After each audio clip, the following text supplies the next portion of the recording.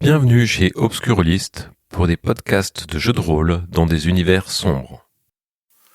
Précédemment dans la Madame Noire, Irina Sven et Marcus décident de savoir où se terrent les trois Russes afin d'accomplir leur rituel.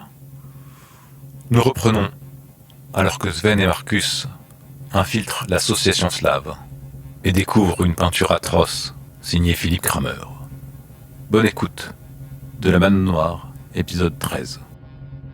J'ouvre la bouche, hébété par la peinture. Je me retourne vers Sven pour voir s'il a bien compris ce qu'on était en train de regarder et de qui il a réalisé.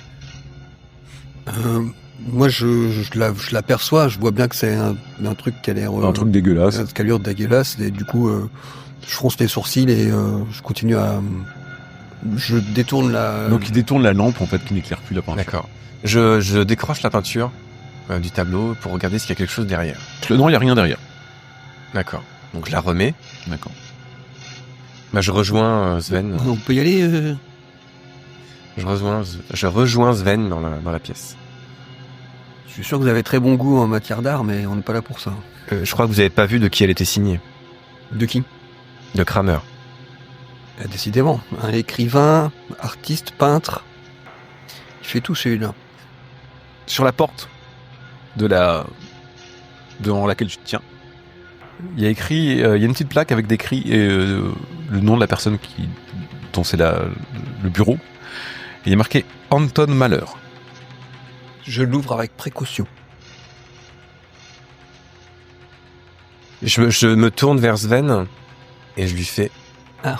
Tu mets ton doigt sur ta bouche et tu lui fais signe de pas parler. Vous rentrez dans ce bureau qui est entretenu. Il y a une table, un petit ordinateur Macintosh, une machine à écrire manuelle.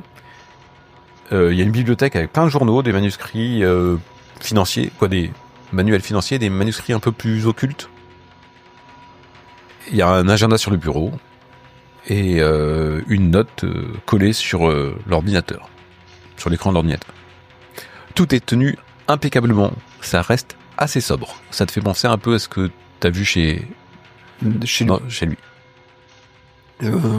J'indique à Marcus d'aller au bureau et moi je fais le tour de tous les ouvrages, voir s'il y a un truc sur les rêves, la puissance des rêves. Alors, il y a beaucoup de manuels financiers, des choses comme ça. On aurait bien fait de prendre Irina quand même. Il y a des journaux qui sont classés. Tu vois que souvent il y a des annotations qui sont écrites sur le côté, un peu illisibles pour toi. Peut-être la sténo, peut-être une façon qu'il a d'écrire. Tu te rappelles que vous pensiez peut-être qu'il travaillait pour la Stasi avant, et donc tu as l'impression d'être devant un agent secret en fait qui a compulsé, qui a mis des ouvrages en fait. Mais rien de notable, rien qui t'interpelle, rien qui est trait avec ce qui vous touche vous personnellement. Ok. Et pendant que Marcus fait le bureau, ça va prendre un peu plus de temps que moi de vérifier les ouvrages, je vérifie la porte du fond de son bureau. D'accord. Ça donne dans une pièce où il y a des cartons, des choses comme ça. C'est plutôt une réserve, si tu veux, en quelque sorte. Tu t'aperçois qu'il y a de la poussière par terre. On n'a pas beaucoup été dedans. Voilà. Ok. Toi, vraiment été énervé et frustré. Alors moi, je vais fouiller le bureau. D'abord, je m'approche du bureau, je ne m'assois pas sur son siège. Je commence à regarder le bureau et j'essaie de me souvenir de toutes les techniques pour détecter une intrusion qu'on a pu m'apprendre à la Stasi. Photographie mentale de tout ce qui se passe, de voilà. Comment est disposé pour pouvoir tout laisser exactement dans le même état. Et une fois que c'est fait, je m'attelle à fouiller délicatement chaque objet. C'est assez rapide parce que c'est assez sobre, il n'y a pas grand chose. Les tiroirs sont... Tu ouvres les tiroirs ? Oui. Il y a des fournitures, essentiellement. Il n'y a pas grand chose. Fais-moi un jet d'agir sur la pression, s'il te plaît. Tu ouvres le tiroir et tu vois, il y a une boîte avec plein de petits trombones qui est pas fermée, en fait, qui manque de tomber. Tu la rattrapes au dernier moment. Pour empêcher qu'ils se répandent tous dans le tiroir, tu aperçois ça en fait, Sven de loin, tu vois Marcus qui a tendu son vague et tu le sens tendu dans une tension extrême. Tu dis Tu te demandes ce qu'il est en train de faire. Tu la reposes délicatement, etc. Tu vois qu'il n'y a rien d'autre si ce n'est l'agenda qui est sur le bureau et la note. La note, en fait, tu la vois, elle est sur le bureau, sur l'écran d'ordinateur. Il y a juste marqué F.345678009. Pour toi, c'est peut-être un numéro de téléphone. Du coup, l'agenda, ça m'intéresse. À savoir à quel endroit. Déjà compulser, voir s'il met des notes dans son agenda. Tu regardes l'agenda et tu ouvres l'agenda. Tu t'aperçois qu'il y a déjà eu un résidu de plein de pages en fait. C'est un agenda spirale. Et toutes les pages précédentes ont été arrachées. Il n'y a aucune trace qui a été laissée. Il y a juste la page du jour. Même pas, il y a la page du lendemain. Et la page du surlendemain, quoi. Tu vois, c'est un calendrier en fait, plutôt qu'autre chose. Et tu vois juste marqué dans 2 jours chez Sacha, 22h. Je m'approche de Marcus et je lui dis vous avez pas un crayon papier pour essayer de... Donc je me tourne vers Sven et je fais ça. Tu remets ton doigt sur ta bouche pour intimer le silence. Je mets mon doigt sur ma bouche pour lui intimer l'ordre d'arrêter de parler. Moi j'ai pas envie de le stresser davantage, mais je me dis que de toute façon on est mort dans 2 mois si on n'arrive pas à les trouver ces 3-là, donc peu importe au final qu'ils sachent qu'ils ont été visités ou pas, ils vont pas aller chercher la police quoi. Donc je dis rien, mais je pense que j'ai été clair dans ma première phrase. Peut-être tu le faire plutôt sur le bloc de post-it que sur l'agenda, c'est pas discret. Tu crames une feuille de post-it, et il y a quelque chose qui apparaît en filigrane sur le post-it. F.345678009. Ouais, mais il y a rien d'autre. Non. J'allume le PC du coup pour voir. Tu m'as dit qu'il y avait l'ordinateur. Tu l'allumes ? Oui. Ok. Ça met un certain temps et on te demande tout de suite un mot de passe. Je m'approche de Sven et je lui parle à l'oreille, tout doucement. Est-ce que tu connaîtrais quelqu'un qui pourrait décrypter le disque dur ou pas ? T'aurais une ressource pour ça ? C'est pas vraiment ce que j'espérais trouver, mais si on trouve que ça, on reviendra le chercher. Ah non, c'est maintenant ou jamais. Après. Bah quoi ? On a encore d'autres pièces à visiter, on va pas se balader avec un ordinateur sous le bras. Excuse-moi. Très bien. Du coup, je laisse tout ça tel quel, je rééteins, je range tout. Ok. Et je me tourne quand même vers la bibliothèque, puisque moi j'ai pas vu ce qu'a regardé Sven. Donc il y a des ouvrages financiers, il y a des ouvrages non occultes que ça te dit rien du tout. Voilà, j'essaie de trouver quelque chose pour Irina en fait. Non, je trouve pas de trucs bizarres. Non, il y a rien de... Bon, ok. Vous allez en où ensuite ? Eh ben, on continue, on fait la porte juste à gauche de celle-là. La porte juste à côté. Irina, il y a quelqu'un qui frappe à ta fenêtre. J'ouvre pas. Avec le canon d'une arme. Bah, spontanément, je lève les mains comme ça. Mais j'ouvre pas la fenêtre. Il te fait signe d'ouvrir la fenêtre. Je dis, qu'est-ce que vous voulez ? Mais j'ouvre pas la fenêtre, j'ai les mains comme ça. Il y a tes 2 amis qui nous ont dit où te trouver. Maintenant, tu vas venir avec nous. J'appuie sur le klaxon. 3 fois comme ça. Ok. Et je fais rien. Donc j'attends qu'il pète la... Enfin, j'ouvre pas, je facilite pas. La personne recule la culasse pour armer le chien en fait et met le pistolet contre la vitre, le canon au niveau de ta tête. Bah, vous voulez que je vienne avec vous ou Sortez. vous voulez me tuer ? Sortez. Instinctivement, je suis terrorisée et je pense que j'ouvre la porte. Donc t'arrives pour ouvrir la porte, t'as fermé la fermeture centralisée. Oui, donc tu sais, je suis toute tremblante, je me trompe, clic-clac, machin, Ok. Et j'appuie souvent sur le... Enfin, je mets le moteur pour que le klaxon s'entende, en fait. Fais-moi agir sous la pression. C'est là, tu t'es un peu paniqué, tu sais pas trop ce qui t'arrive, t'as ton pied qui s'enfonce et t'as mis le moteur en marche et ta voiture elle commence à rouler et paf, une détonation en fait, t'as la vitre derrière toi qui éclate, tu sens une douleur au niveau de ton cuir chevelu, tu sais que t'es en train d'avancer, que t'as ton frein à main et qu'on vient de te tirer dessus, tu fais quoi ? Je pense que je me recroqueville de peur sur le... Ok, donc t'arrêtes ton véhicule. Ah oui, j'arrête le véhicule, mais tu sais, je laisse tourner, je me recroqueville comme ça pour pas me prendre d'autres balles, en fait, instinctivement. Mais t'appuies toujours sur le pied ou... Non. Ok. T'as la porte qui s'ouvre, et il y a quelqu'un qui te prend comme ça, qui t'arrache de la voiture, et qui te jette au sol, et qui commence à taper avec ses poings. Est-ce que je peux essayer d'attraper Enfin, je fais un jet. Est-ce que je peux essayer d'attraper mon stylet ou pas? Tu peux faire éviter les dégâts, déjà. Il donne des coups, et tu bouges la tête à chaque fois pour éviter de se prendre le coup pleine face, en fait, mais il te touche un peu sur le côté, quand tu vois, il te la tempe et tout ça, et t'essayes de saisir ton stylet, tu sens une main qui gantée, qui te prend la gorge, en fait, et tu te débats comme tu peux, tu es en asphyxie, tu tombes dans les pommes. Vous ouvrez la porte du bureau d'à côté, Marcus et Sven. C'est un bureau moderne. Il y a des machines, des placards. Il y a une peinture qui est accrochée sur le mur en face de la porte. Mais elle est accrochée à l'envers. Vous voyez que le dos du tableau. La peinture fait face au mur, en fait. Et ça ressemble à un bureau de secrétaire, un petit peu.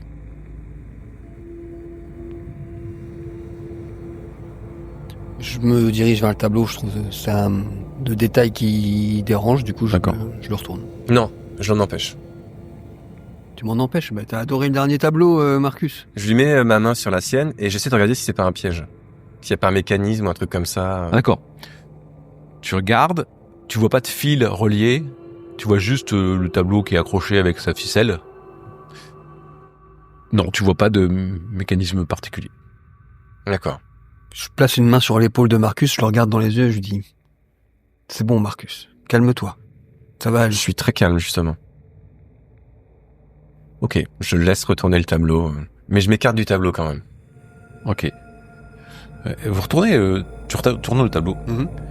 C'est une toile de peinture sur laquelle il y a 2 enfants qui sont accroupis dans une flaque de poux qui découpent un 3e petit avec des tessons de verre. Vous allez garder le contrôle tous les 2. Bah là, c'était assez violent, je m'assois, je me sens pas bien. J'ai la tête qui tourne. Donc tu le vois... J'ai besoin de m'asseoir et de reprendre mes esprits. Tu vois Marcus blêmir se mettre contre le mur, descendre lentement contre le mur, s'asseoir par terre. Tu as compris que la peinture était extrêmement dérangeante et tu te dis que c'est peut-être parce que c'est le bureau de la secrétaire qu'elle en avait marre de la voir, qu'elle est retournée en fait. Bah, Mais Marcus est dans un sale état là. J'aurais fait pareil de toute façon. Donc le tableau, j'avais commencé à le retourner, on l'a vu. Là, je le remets face comme il était. Et je vais le voir et j'essaye de savoir s'il est encore en état de continuer, si ça va. Alors, ça va aller, Marcus? Qu'est-ce qui t'arrive? Tu vois que j'ai des sanglots et j'essaie de me reprendre. Je fais oui, donne-moi quelques minutes, ça va passer. Tu le connais, ce tableau? C'est ce qu'il représente qui m'a choqué, mais c'est encore un tableau de Kramer. Pourtant, t'avais adoré l'autre truc dégueulasse qu'on a vu en bas. C'est pas drôle. Ah non, moi je trouve pas ça drôle non plus. Du coup, je fais rapidement le tour de la pièce parce que là, il m'a pas l'air en état. Le temps qu'ils se remettent, oui, tu fais le tour de la pièce. Bon, c'est un bureau de secrétaire un peu comme celui d'Elgar en bas en fait. Il y a toujours pas d'informations utiles. Non. J'emmène Marcus dans le canapé qu'il y a dans le hall d'accueil de... Ouais. Je l'assois et je fais très rapidement le tour, voir s'il y a une pièce dans laquelle on est susceptible d'avoir une information utile. En faisant rapidement le tour des pièces, tu t'aperçois qu'il y en a une, c'est une réserve de fourniture, tout ce qui est pour le secrétariat. Ok, je m'en fous. La pièce d'avant, c'est une salle d'archives.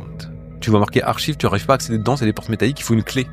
La serrure est beaucoup plus sophistiquée que le reste. Ok, bah Donc pour l'instant, elle est fermée à clé. Ok, bah j'y vais pas. Et la pièce du bas, c'est une bibliothèque.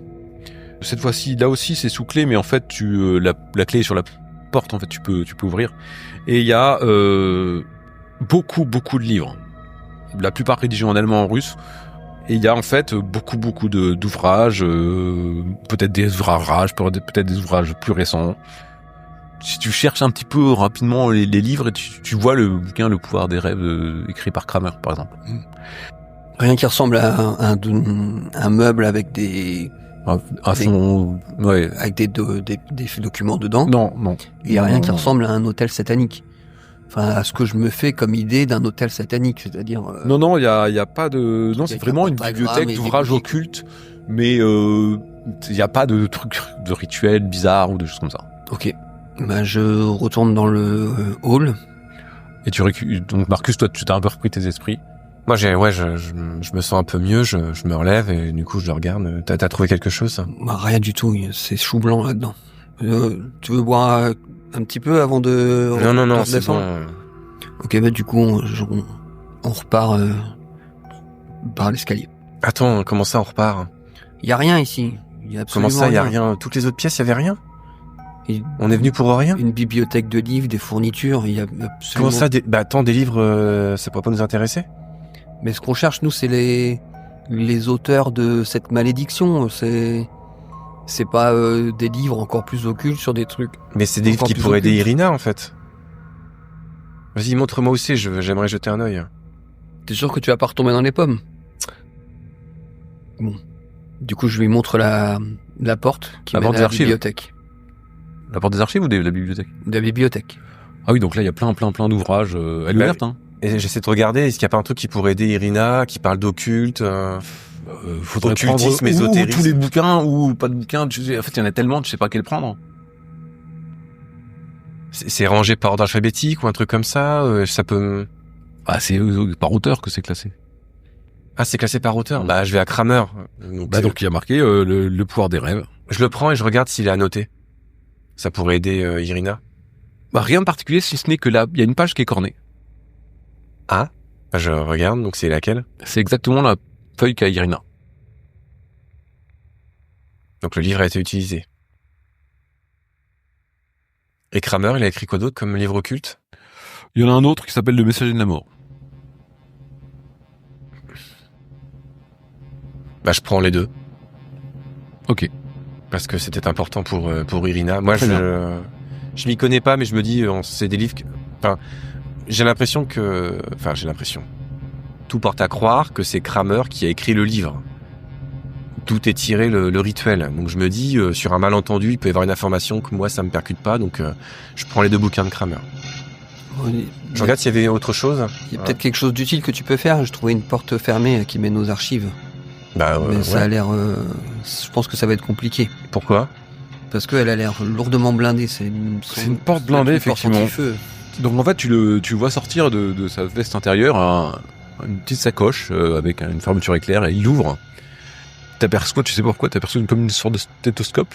Et puis d'autres outils en fait, et il commence à sortir les outils les un à un et commence à se pencher sur la porte. Peut-être utiliser ce stéthoscope de médecin qui met au niveau de la serrure en écoutant les différents engrenages qui vont être manipulés.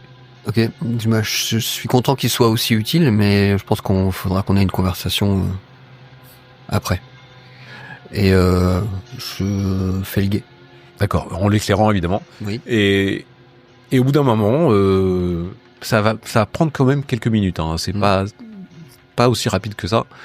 Tu le vois d'ailleurs régulièrement, il enlève, il s'éponge un peu, il enlève le stéthoscope pour reprendre et puis il le remet. Et voilà, ça prend du temps. Il faut pas qu'il y ait un seul bruit parasite. Enfin bon, voilà. Et puis au bout d'un moment, il arrive à ouvrir cette porte qui va s'ouvrir et les gonds doivent être bien huilés parce que malgré sa lourdeur, en fait, elle ne grince pas, elle s'ouvre comme ça, un peu comme un coffre-fort en fait. Et vous pénétrez dans cette pièce, n'est-ce pas? Oui. Et c'est donc une salle avec plein d'archives. Bah c'est super, c'est exactement ça qu'on cherchait. Donc tu essaies de chercher les différents documents dans cette pièce-là. Alors tu trouves effectivement encore une liste de membres de l'association slave. Ah. Mais toujours pas d'adresse. Néanmoins, tu regardes en prenant le temps d'étudier un peu, parce que t'as l'habitude d'éplucher des documents, de les étudier, Oui. tu vois un nom qui n'était... En fait, c'est la liste des membres, mais elle est plus fournie que celle d'en bas. Il y a plus de membres dans celle-là que dans Ouais. l'autre. Alors, tu t'aperçois qu'en fait, c'est parce que c'est des membres... celle d'en bas, c'est les membres actuels.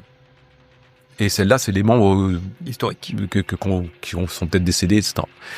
Et il y a un nom que tu repères, c'est le nom de Nigel Arcombe, qui était à cet endroit-là de 78 à 83. Mhm. Et qui visiblement occupait une place importante dans l'association. Il y a aussi d'autres documents, il y a des documents financiers, notamment il y a des grandes quantités d'argent, vraiment des grosses quantités, qui sont versées à la Germanische Gemeinschaft. Donc c'est des versements ou des mouvements d'argent entre les deux? C'est un mouvement d'argent de l'association slave vers la Germanische Gemeinschaft. Mais on est sur du 500 000 Deutschmark, 1 million de Deutschmark. Il y a un nom d'ailleurs qui est pour le destinateur des fonds, c'est Leonhard Freude. Tu trouves aussi dans toutes ces archives, quand tu continues à campuser, il y a une photographie. C'est étrange parce qu'il n'y a qu'une seule photographie dans toutes les archives. Et c'est des hommes de la Wehrmacht. Et en fait, sur la photographie, tu vois plusieurs hommes, et dont 3 qui sont groupés entre eux. Et un des 3, tu le reconnais parce qu'il est très grand avec un long cou, mais beaucoup plus jeune. Tu penses que Kramer. c'est Philippe Kramer. On prend la photo. Au dos de la photo, il y a une note écrite « Souvenez-vous de ce jour où nous avons atteint le Danzig ». C'est signé Léo.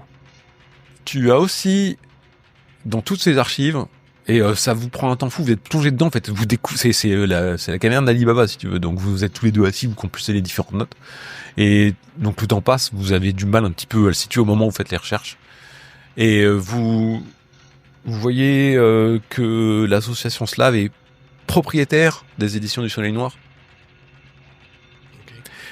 et vous voyez aussi que Philippe Kramer aurait fait des emprunts financiers ces dernières années à l'association slave, dans les comptes. Bah, c'est intéressant. C'est pas ce qu'on venait chercher, mais Ça veut dire qu'il faut les fouiller le Soleil Noir, quoi. Du coup.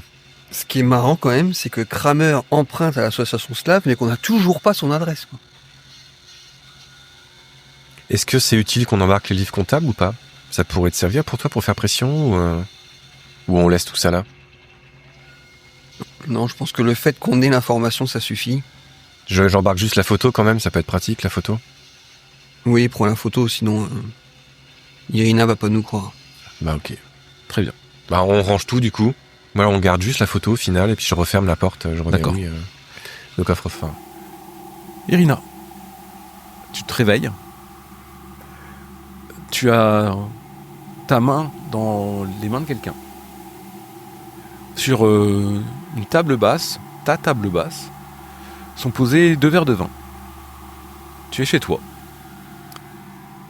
La personne dont tu tiens la main te regarde et je comprends pas. Tu m'as appelé, je comprends rien.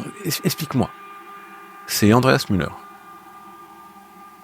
Est-ce que je vois que c'est des choses du passé? Non. Est-ce que j'ai mal? Qu'est-ce que je ressens? T'es un peu nauséeuse. Et il te dit, il voit que t'as l'air perdu. Je comprends pas, Irina, ça fait 10 ans. Tu m'appelles, complètement affolée. Tu me dis que t'es en danger. Tu me dis qu'il y a des gens qui te poursuivent. Tu me dis qu'il y a des gens avec qui tu traînes qui sont pas qui sont réellement et dont tu as peur. Tu m'as parlé de 2 personnes. Tu me dis que ça va pas. Tu me dis de venir te voir. Tu me donnes ton adresse. C'est vraiment parce qu'on a vécu des trucs ensemble, mais je comprends pas. Explique-moi, t'es en danger? Qu'est-ce qui t'arrive? Et je me suis fait agresser par un gars avec une arme qui m'a tabassé à terre. Désolée, je t'ai appelé. Effectivement, j'ai pas beaucoup de personnes. T'as été blessée? Bah, j'ai mal ou... Oui, j'ai reçu des coups. Où ça? Je vais voir un miroir, je me lève et je vais voir un miroir. Je regarde mon visage. En fait, tu vois rien. Alors, c'était derrière la tête que le premier truc sur ton visage, tu vois pas de coup. Mais quand tu m'as dit qu'on m'a frappé, je me souviens ou pas? En fait, tu t'en souviens d'avoir évité les coups. Ce que tu te rappelles, c'était la douleur dans la Ah tête. oui. Il y a une balle qui m'a frôlé et puis je mets ma main Bah, derrière viens mon... t'asseoir. J'ai regardé. Tu t'assois à côté de lui ou pas? Oui, Tu t'assois, il regarde ta tête, il regarde. Il te retourne face à lui. Et il regarde ta main. Il te regarde avec ses yeux que tu connais, les yeux d'Andreas. Et puis tu vois d'un coup son regard qui change. C'est pour ça que tu m'as fait venir. T'en es encore là? T'en es encore là, Irina? Tu t'es toujours pas fait suivre, toujours pas fait traiter. Tu sens ses mains qui se resserrent sur tes poignets. Et tu sens qu'il va devenir très violent avec toi. je dis c'est dégueulasse ce que tu dis. Vas-y, va-t'en, casse-toi de chez moi.